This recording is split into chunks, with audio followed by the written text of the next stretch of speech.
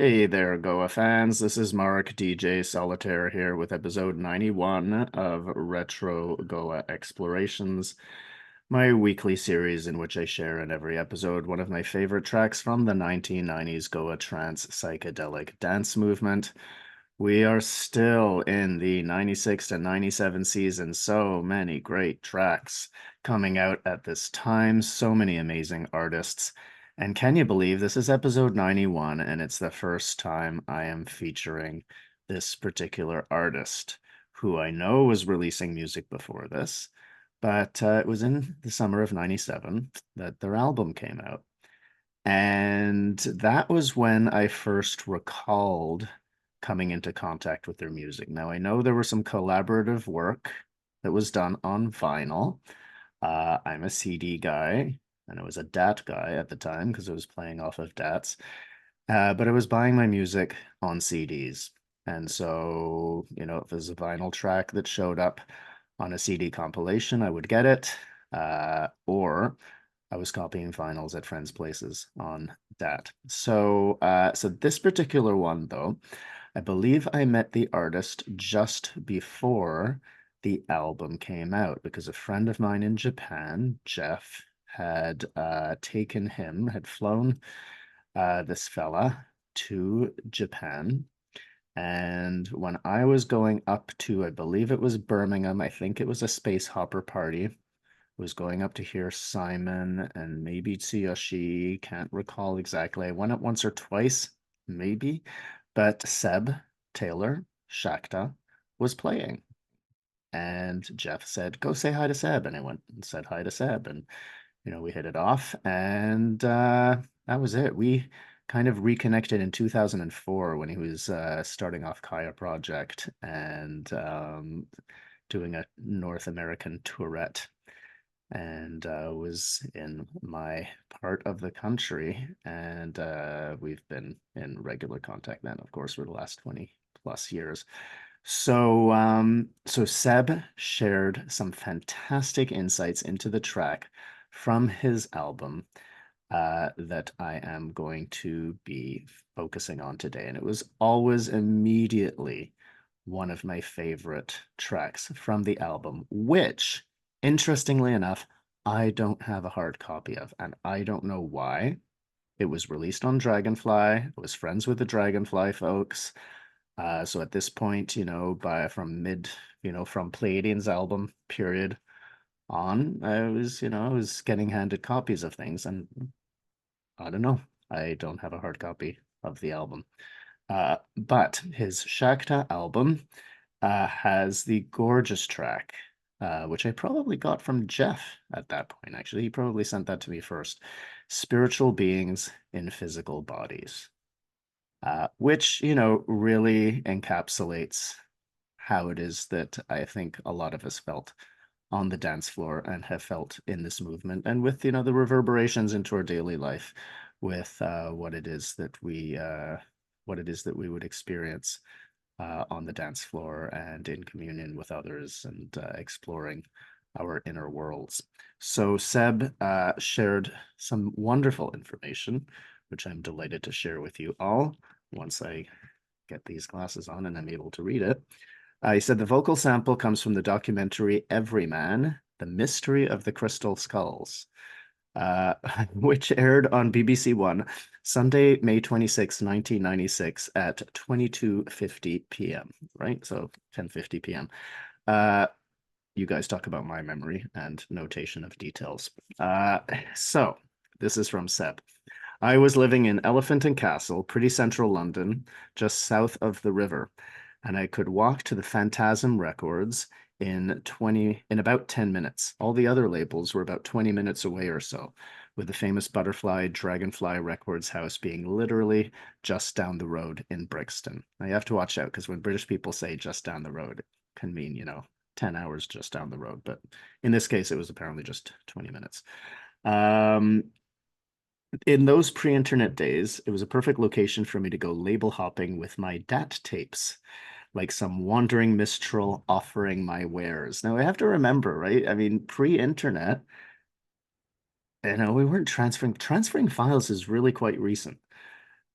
So they had to go with original DAT tapes, and those were a little bit expensive from the studio and offer them to labels for folks to listen to, right? So there was real world feet on the ground, going in, meeting people face to face that was happening. Spiritual Beings, one of the first tracks I did after signing to Dragonfly, so I was able to afford a decent mixing desk. Mackie 8 bus, like most of the bedroom producers were using in the 90s. Sampler was an old Roland S550, which had a maximum sampling time of 15 seconds at 30 kilohertz, 12-bit. All of the drums and many other sounds were from that. And a lot of the synth sounds, like all the very first riffs and sounds, were from an Emu Morpheus, which we've heard before, I think Pleiadians. It's quite a hard track. I'm interested in that. I don't find it as hard, but that's me. We'll talk about that when we listen to it. It's quite a hard track reflecting the industrial and death metal roots I come from. Are we listening to the same track? I don't hear death metal, but okay. Especially not with that beautiful, fluffy sample of being spiritual beings. But okay. This is what's so fascinating. All right. And as I said, like the music can have different flavors and you can have a beautiful melody, but still have a hard driving sort of quality to it. So he might hear more of that than I do. I'll be interested in what folks think. Please put in the comments. The kick is the famous Chalky Tunes King of Acid Trance kick drum that Jamie Moonweed and I used a lot when we were working in Chalky's basement making Micronesia and Q, which came out on Celtic Records.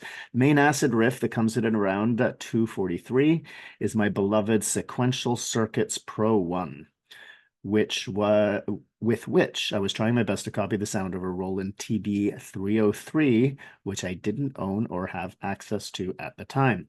Later on, I would borrow John Phantasm's real 303 and use it to maximum effect on what would be some of my favorite Shakta tracks like Inner Polarity and Between the Nothing. I believe the final portamento climactic melodic riff that doesn't appear fully until the final minute or so of the track, around 547, was very much influenced and inspired by, drumroll please, crop circles, with its little note modulation inflection on the minor sixth notes. There's also, by the way, I'm just going to throw in here, one of the major sort of intervals in here. There's a minor seventh.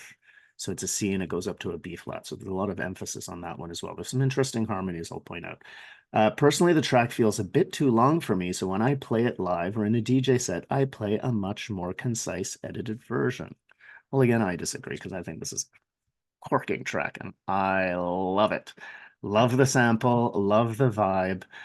It's interesting because in terms of melodic riffs and so on, there isn't one like long melodic line, right? Like some of these tracks really have that. We'll notice like some of the ones I featured recently as well. You're basically listening to parts of a tune, right? And like little melodic riffs. And there's this little note combination, and then there's that other note combination, and together they're making something. And again, that's that feeling of, all together we are putting, bringing our different pieces of the puzzle together, and then we create this unification on the dance floor. And the DJ does that with everybody there and sort of the whole thing. This is like, the metaphysical thing of being spiritual beings in physical bodies. We're bringing different parts of the equation together. So, love this track. It is one of my favorites. It's probably the main one that I play from that album. Was my introduction to Seb's work, I think, pretty much through Jeff, just like meeting Seb was through Jeff. Seb, if you haven't heard him, I mean, he's just, 6 feet of boundless enthusiasm. He's the nicest guy in the scene and just loads of fun. And you just hear that infectious enthusiasm in everything that he does. Now more focused on, I mean, playing Shakta sets, but his amazing Kaya project, uh, you know, really intercultural, trans-dimensional kind of music that's just absolutely astounding. But wow, the vibe that he brings to these Shakta tracks and sets still is fantastic. So we will listen now to fully the full. I've actually taken, I think it's a vinyl rip, so the intro is a little bit longer. than it was on CD. Spiritual beings in physical bodies. Fade in. The membrane that exists between worlds, the seen and the unseen, the physical and the spiritual, and that we are spiritual beings in physical bodies. So again, we have this interval goes up to a minor third, minor second, and down, right? So it's a C, E flat, and a D flat.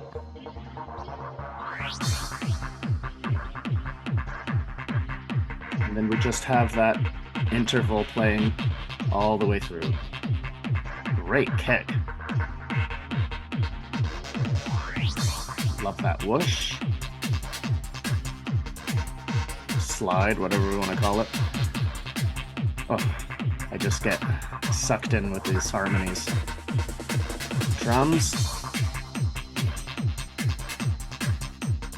Right, and it's just kind of setting the harmonic framework, right? And it's quite a mantra-like effect from this repetition.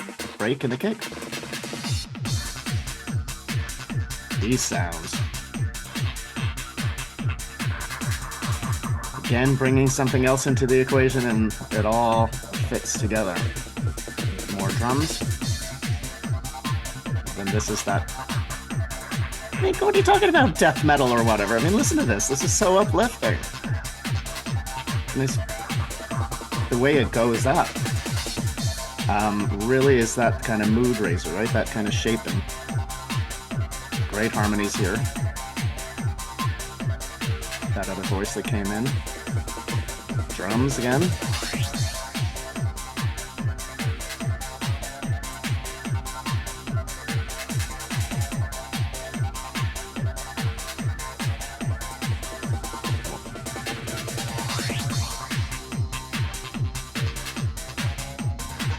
I don't hear much of those drum build-ups anymore, right? Or those kind of whooshy bleep things like you had just there. Now,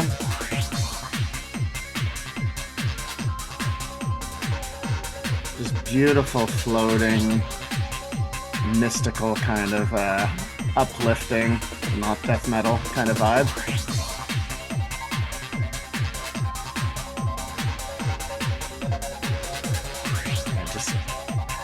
Listen to how these all come together so beautifully. It's amazing. Now, that's the one that goes up to the B flat.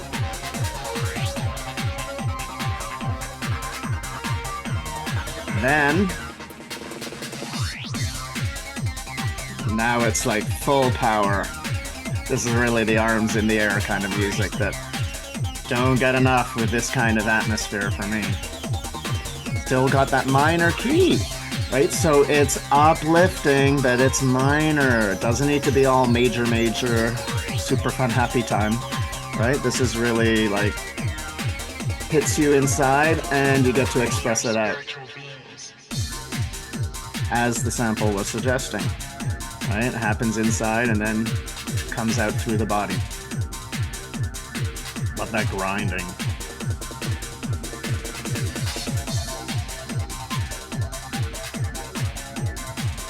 You know, it's so uplifting, and it's got that minor key element. I absolutely loving the shaping and the melodic flavor here. Again, just take a couple of layers away. The overall storyline, again, absolutely magical. And that comes back.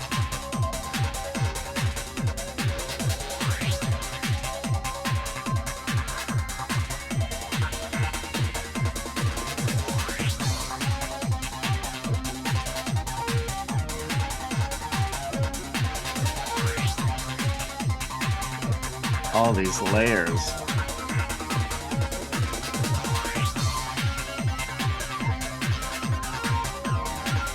Again, no real tune that you're gonna, it's not like a singable melody in a sense, it's just all of those chunks that just work together so beautifully. And then this build up.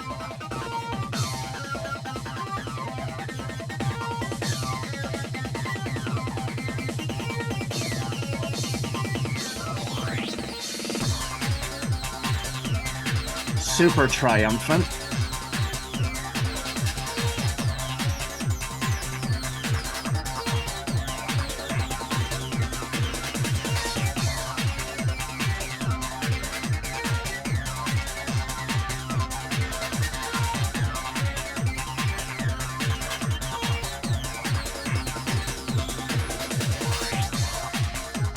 Now, this brilliant melodic riff here, and it's so seamless and fluid.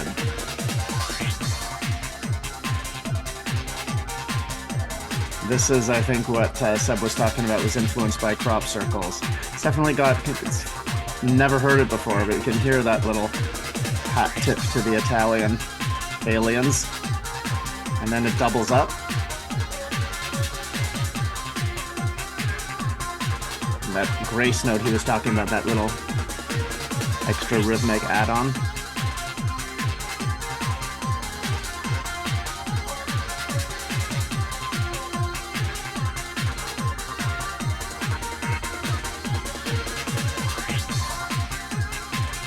Again, just that looping, right? It's so beautiful and triumphant and uplifting, and you just keep it on repeat.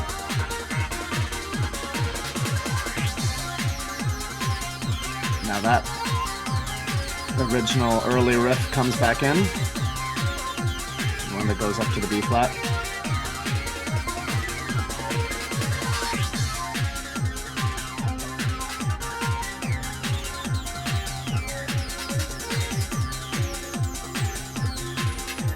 Getting a little bit more, feels a little bit more fluid in this part.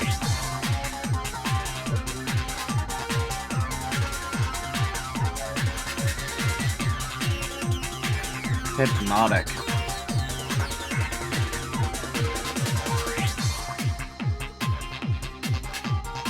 Quite a bit pulled back now.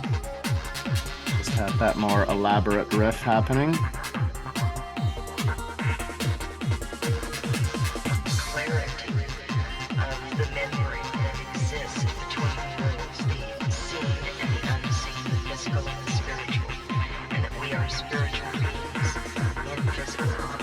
Drums.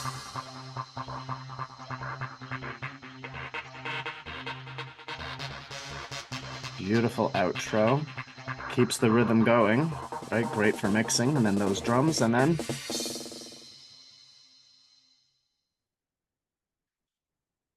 oh, what a gorgeous track. I'm really curious what others think about that in terms of the vibe. I mean, I don't find that hard at all. I mean, it's a complete daytime track for me. Interesting hearing Seb's, hat tip to crop circles there. Never put that made that connection in terms of that particular riff. But when you hear that in those terms, it's like, oh, yeah, I can hear that. Lots of great riffs, lots of great melodies. When I was saying not about a tune, I mean it's not like, it feels like there's these, it feels more like stems, I would say, or riffs. And of course, it's all melodic and it's all singable. But it's like, this riff is singable, that riff is singable. And it's just the way the pieces come together, and there's, different parts instrumented differently. I don't think that's quite the verb, but, put through in different instruments and happening at different times. And then it just this whole symphonic combination. They're just things that come together that's just absolutely like, I think it's magic. Wonderful, wonderful track. Really for me, it's, it was my introduction to Shakta. It is still for me like the, apex in terms of his output for this, this particular kind of music. I can never live without Kaya project, so that's kind of my latest.